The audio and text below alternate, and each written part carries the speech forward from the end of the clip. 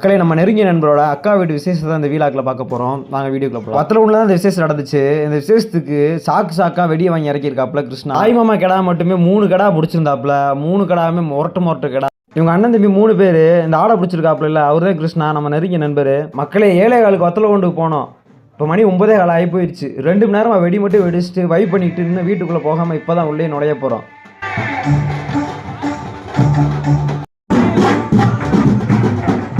அப்புறம் எல்லாருமே தாய்மாமா மொய் எழுத ஆரம்பிச்சிட்டாங்க.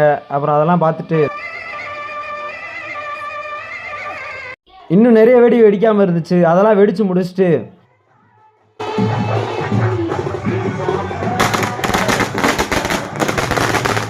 சாப்பிட்டுட்டு அதுக்கப்புறம் பஸ்ஸில் ஏறிட்டோம் மக்களே, ஊருக்கு கிளம்புறோம்.